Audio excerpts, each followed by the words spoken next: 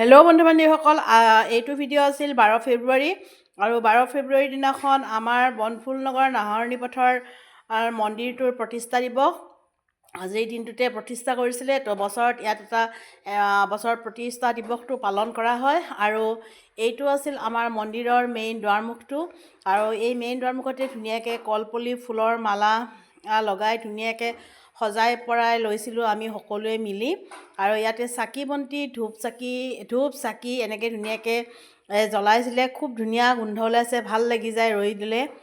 আৰু বাহিৰত অলপকৈ ধুনীয়াকৈ আৰ কাপোৰ পাৰি ধুনীয়াকৈ জেগাখিনি সজাই পৰা লৈছিল, চকী ডেস্ক বেঞ্চ পাৰি। আৰু এতিয়া ইয়াত ভকতসকল আহিছে, আৰু ভকতসকলে আহি আমাৰ নামঘৰৰ ভিতৰত নাম প্ৰসংগ আৰম্ভ কৰিব। এওঁলোকে এটা এটাকৈ লাইন কৰি সোমাবলৈ লৈছে।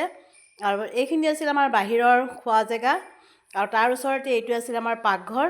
এই পাকঘৰ মানে এটা ৰুম আছিলে, ৰুমটোতে পাকঘৰ বনাইছে।